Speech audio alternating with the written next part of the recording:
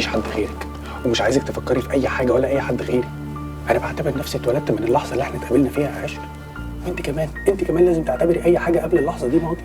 لازم ننساها عشان نقدر نكمل مع بعض. ما ينفعش يا ياسر، انا هربت منهم المره دي لانهم صمموا يجوزوني غصب عني وكتبوا كتابي فعلا. انت فاهم الدنيا وصلت لايه؟ وبعدين برضو قرار اني اقعد هنا ده مش حاجه سهله، ده ممكن يعمل لنا مشاكل كتير قوي، خصوصا لو عرفوا اني رجعت لك. وبعدين انا ما بقاليش حياه هنا خلاص، انا شغلي وسبته والشقه وعقدها خلص، والله ما عارفه اعمل ايه. شقتك اللي انا وانت فارشين كل حته فيها موجوده، اقعدي فيها، وانا هبات عند فريده او هقعد هنا في المكتب، وهديكي مصروف ازيد من المرتب اللي كنت بتاخديه لحد ما نتصرف في موضوع كتب الكتاب ونقدر نتجوز. لا طبعا يا ياسر، ما ينفعش اقعد في الشقه اللي كنت هتجوز فيها. بص، انا هخلي واحده صاحبتي تشوف لي شقه جنبها، وانت حاول تبعد عني خالص اليومين دول لغايه ما انا اشوف هعمل ايه. اي حاجه تقوليها ماشي. ايه اللي حكايه ان انا ابعد عنك دي؟ انا خسرت حاجات كتير قوي في الفتره اللي ما كناش فيها مع بعض. خسرت ايه؟ خسرت ان اصحى الصبح على صوتك بتقولي لي صباح الخير يا حبيبي. خسرت اني لما اشوف اي حاجه او يحصل اي موقف افكر فيك عشان اجي احكيهولك. انا كنت بعمل كل حاجه مش عشان اعملها يا عشق، انا كنت بعمل كل حاجه عشان اجي احكيها لك، عشان خاطري اوعي تبعدي عني بعيد. حاضر يا ياسر. ولو على الشغل انا هكلم لك الباشمهندس جلال عشان ترجعي تشتغلي مع تاني. لا، جلال ده لا، ده حيوان، حاول يستهبل ويمد ايده عليا. ايه؟ ايوه، انا ما رضيتش اقول لك عشان ما تتضايقش. عشان انت متاكده؟ جلال ده راجل محترم جدا. يعني ايه؟ بقول لك حاول يمد ايده عليا. انا ما اقصدش، بس يعني يمكن يكون بيتهيألك او ما كانش يقصد. متهيألي؟ طيب ماشي، اتفضل. دي فلاشة عليها فيديو متسجل من كاميرات المراقبة اللي عنده في المكتب، خدتها من على السيستم قبل ما امشي عشان لو حاول يتبلى عليا افتحه واخرب بيته. اتفضل شوف.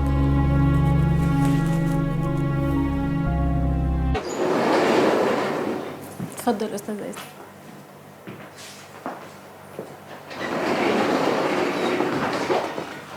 استاذ ياسر، اهلا وسهلا، عاش من شافك. اهلا وسهلا، اتفضل. خير يا متر، مالك؟ في ايه؟ فاكر عشق؟ عشق سوري يا متر، عشق مين؟ البنت اللي جبتها لك عشان تشتغل عندك ووصيتك عليها.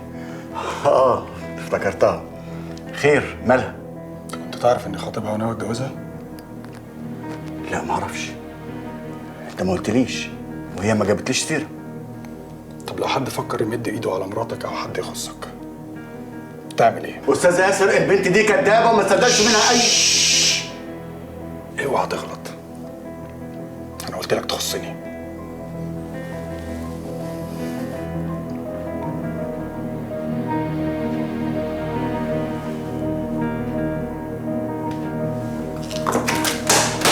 ايه اللي انت بتعمله ده؟ انت جننت؟ بعين العقل، انا كسرت الكاميرات عشان ما تصورش اللي هيحصل فيك دلوقتي، لان اللي هيحصل فيك ما ينفعش يتشاف. استاذ ياسر، انا ما كانش قصدي. انا كنت فاكر انها هتتجاوب معايا.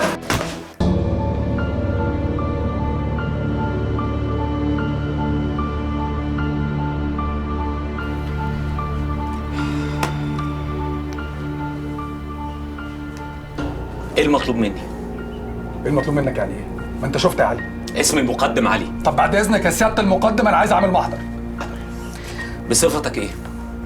لازم الانسه اللي موجوده في الفيديو ده هي اللي تيجي بنفسها هنا وتعمل المحضر، غير كده ما اقدرش اساعدك يا متر.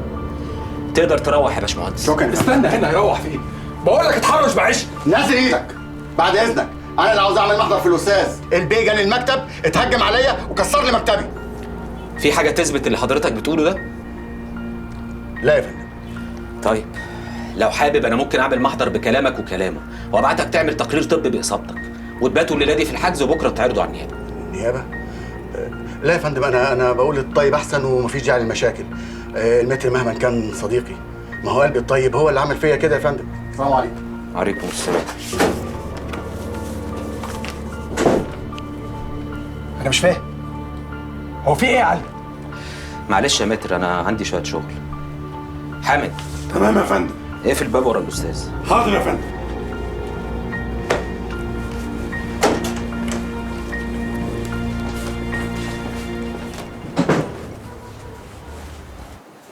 مش هيحصل. لو فاكر ان الدواء اللي بتديه الملك ده هيقضي عليا تبقى غلطان. اول مره اشوفك خايفه يا عائشه. عشان بتحاول تقضي عليا في التوقيت الغلط. الدنيتين بيقربوا من بعض. ملك هي اللي هتتفعس. انت خايفه من اخطائك، مش خايفه على ملك. انا وملك حاجه واحده حتى لو مختلفين. يعني ما حدش هيخاف عليها قدي. فما تحاولش تلعب في المنطقه دي لانها مقفوله.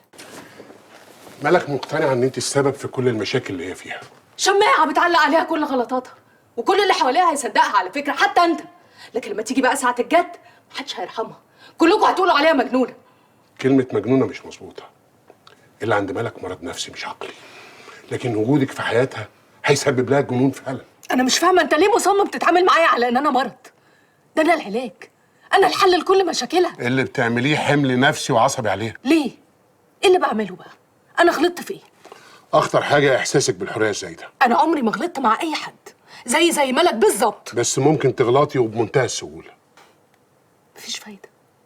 زيك زي كل الرجاله بتتكلموا عن الحريه وانتوا مفيش في دماغكم الا حاجه واحده بس. واول ما اي واحد فيكم تجيله الفرصه ما بيترددش، متجوز بقى ولا مخلف ولا بتفرق. مش كل الرجاله وحشين، في ناس كتير قوي محترمين. شكلهم بس اللي محترم، لكن اول ما بيتحطوا في الاختبار بيسقطوا. انا كنت بشتغل في مكتب مهندس شكله محترم قوي. انت وحشتني قوي. وانت كمان يا عائشه وحشاني قوي. انا فكرت في الكلام اللي قلته لي ومقدره خوفك على بيتك ومراتك. يعني موافقه؟ حبي ليك هو اللي خلاني اوافق، بس يا ريت ما ندمش على كده. انا مش مصدق يا عائشه. انا سعيد باللي انت انت بتقوليه. ايه اللي بتعمله ده؟ بس يا جلال ما تخلينيش عشان انا اللي وافقت. اوعى. جدا يا نفس. استني يا عائشه، استني انت بتعملي كده ليه؟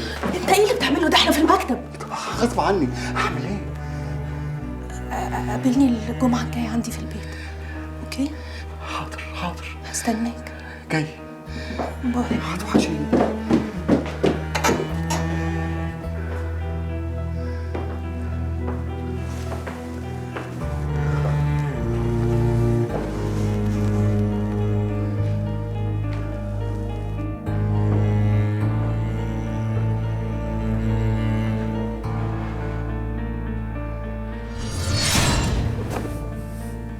ومع أول فرصة نسي مراته وولاده ولا فكر فيهم لحظة.